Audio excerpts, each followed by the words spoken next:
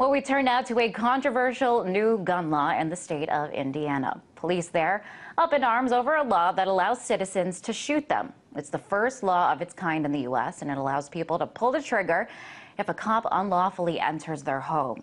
Of course, police are not happy about this law, which is backed by the National Rifle Association. But with a recent slew of reports on police brutality, is this power to the people, or can this lead to a dangerous battle between public servants and civilians? To talk more about this, we're joined now by Mark Walters. He's a host of the Armed African Radio and co-author of Lessons from Armed America. Welcome to the show there. So allowing people to shoot police, giving them this power, does this empower citizens? Hi, Liz. How are you? First, thanks for having me back. It's great to be here. That's actually not what this does. This is actually an amendment to what's known as the Castle Doctrine law that went into effect in Indiana in 2006. And I think the first thing to do is to start off probably with the Fourth Amendment to the U.S. Constitution. I've got a lot of notes in front of me. This is a fairly complicated issue.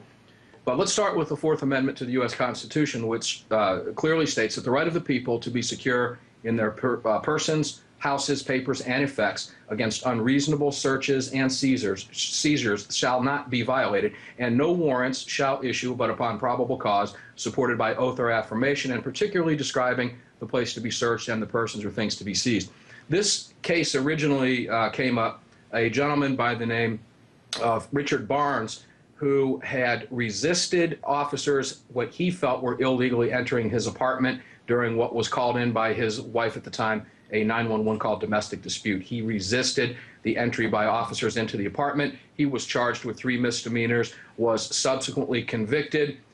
At issue was, during that case, his trial judge did not allow the jury to be told that he had the right, under common law and Indiana law at that time, to reasonably resist what he felt was an illegal or unlawful entry by the police. As a result, the judge did not allow that. The jury did not hear it. He was convicted. An appellate court overturned the conviction, and then it went to the Indiana Supreme Court, if you're following me on this, and the Indiana Supreme Court overturned the appellate, overturning his conviction, letting his convictions stand. And that's how we got where we are today. Okay, and that is the precedent, but this is just one incidence of police, I guess, misconduct. And we are seeing more reports of police misconduct in the country. I think we have some statistics here. I think these are the most recent. It's back from 2010. There were almost 5,000 incidents reported. Almost $350 million was spent in court battling the issue. And, you know, and if we go to our next shot there, most of the reported incidences are of police using excessive force. So does this serve as a justification for citizens being able to protect themselves against police? You know, you have the right, you have an inherent right as a human being to defend your life. What this does, if we go, so this originally came out as SB1 or SE1, number 1, which was signed by Governor Mitch Daniels. And what this exactly states is that a person is justified in using reasonable force against a public servant if the person reasonably believes the force is necessary to protect the person or a third person from what the person reasonably believes to be the imminent use of unlawful force by a public servant, prevent or terminate the public servant's unlawful entry or of attack on the person's dwelling or occupied motor vehicle, or prevent or terminate the public servant's unlawful trespass on or criminal interference with property lawfully in the person's possession.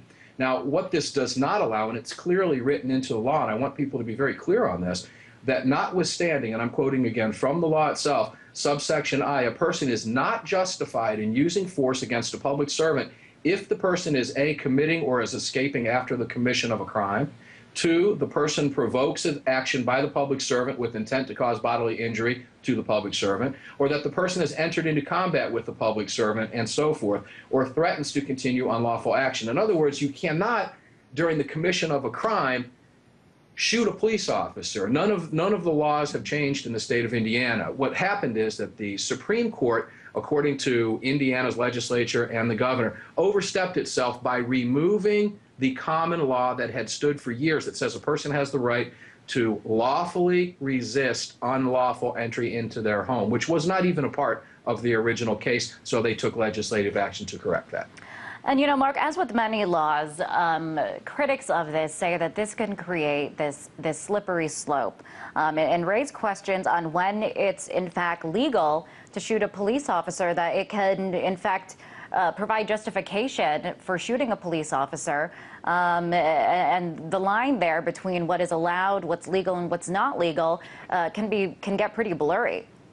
Yeah, no question. Law enforcement officers around the country, if you're reading some of the forums and, are standing up in arms, I believe that many of those law enforcement officers are misinformed as to the law. Hopefully, they're not getting their information from the San Francisco Chronicle or the Cleveland Plain Dealer. But the National Rifle Association has come up with a number of countenances, if you will, to the myths that SB 1 allows homeowners to shoot and kill police officers they believe are unlawful on their property or in their houses, for example. That's patently false. It allows reasonable force to be justified when a person reasonably believes it is an unlawful entry by force. And to be reasonable, the defensive force must be proportional to the reasonably perceived threat.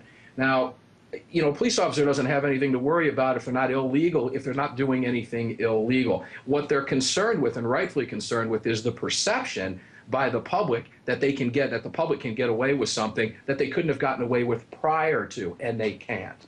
Nonetheless, this is stirring a lot of controversy and a lot of fears among the police over there in Indiana as to whether or not this will hinder them from being able to do their job well.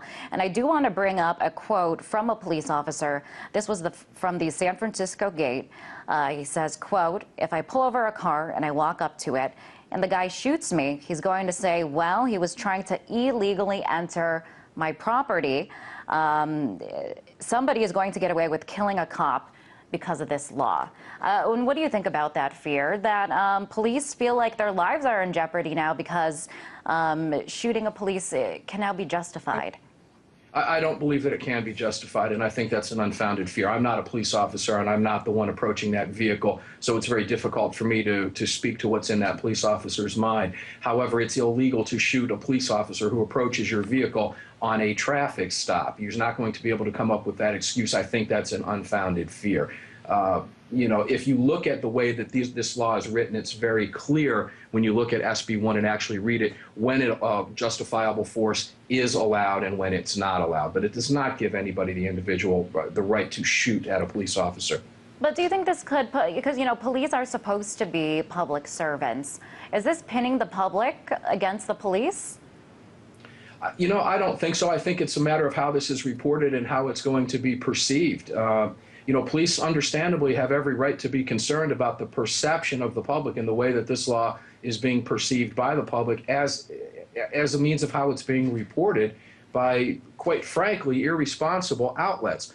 I read the San Francisco Chronicle reports, I've read the Cleveland reports and reports from across the country, and their quote, it's a lot of fear-mongering, quite frankly. None of them are going to the facts. If you were to head over to the NRA.ila or NRA.ila page, for example, you can get the facts on the myths. One of the myths is if a police officer is walking by a home and a woman screams because her husband is beating her, that the husband can shoot and kill the officer for entering the home and get away with it. That's patently false. The individual is in fact committing a crime, which is what is directly written into the law is illegal. There's been no change actually to Indiana law as it stood prior to the original case that caused all of this problem. They simply rewrote it back into the law. All right, and I guess ultimately, if they aren't serving the public's interest, why should they be treated differently from anyone else in terms of somebody feeling like they need to protect themselves against another person if they feel like their life is in danger? Are you referring specifically to a police officer? Yes. I mean, in a situation like that where a police officer is breaking the law, I guess then it does make sense that there is no differentiation between a police officer and a civilian if in both cases they are breaking the law and you feel like your life is in danger.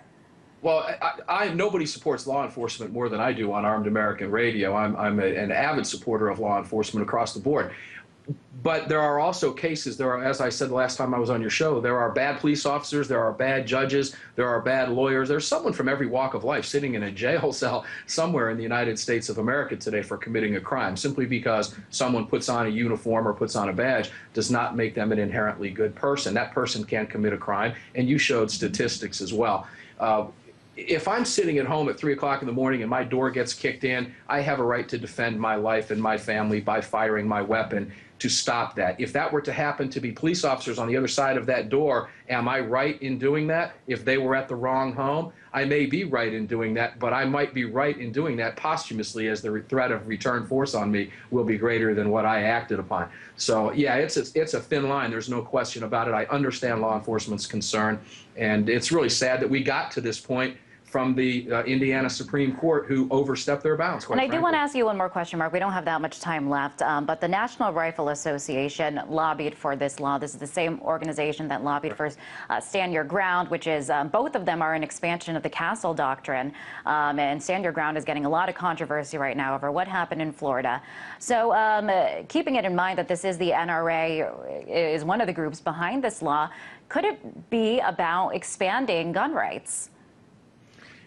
I don't think it's about expanding gun rights. Nobody supports law enforcement more than the National Rifle Association. Millions of their members, or hundreds of thousands of their members, are law enforcement agents across the nation, in local, county, sheriffs, federal agents, and so forth. They're all members. A lot of them, a large majority of them, are members of the National Rifle Association. What the NRA was doing here, and looking at some of the research I've done, is simply go back to put into place into the Castle Doctrine, which apparently was gutted by the Indiana Supreme Court overstepping its bounds. They went ahead and replaced it with the language to give that authority back to the citizens to be able to defend themselves against what we know in common law for hundreds of years as an illegal entry. Not an arrest and the right to resist the arrest, because they'll be charged, but the right to resist an illegal entry. Okay, and you know, Mark, this is the first law of its kind in the U.S. that allows for this, for citizens in some instances to be able to shoot police if they feel like they're in danger. Do you think this is going to set a precedent, and do you expect other states to pass similar laws? Well, I would disagree with the way that question was phrased, only along the lines that we don't have a right to shoot police officers. If you shoot a police officer, you're going to do an awful lot of time if you survive. It's that simple. What this does was give the person the right to resist an unlawful entry into their home, and expand it on the Castle Doctrine. Now, many states across America already have under common law the right that this law put back into place, that the Indiana Supreme Court removed, and many believe overstepped their bounds. Okay, and really quickly, at the end of the day, Mark, do you think that this makes us safer? I do, yes, I do. But I also see the perspective from law enforcement. It's a little bit too soon to see what's going to happen here. Hopefully everybody gets their wits about them and law enforcement stays safe. That's the ultimate goal, is to keep officers safe. All right, Mark, thank you so much for coming on the show. That was Mark Walters, host of Armed American Radio and co-author of Lessons from Armed America.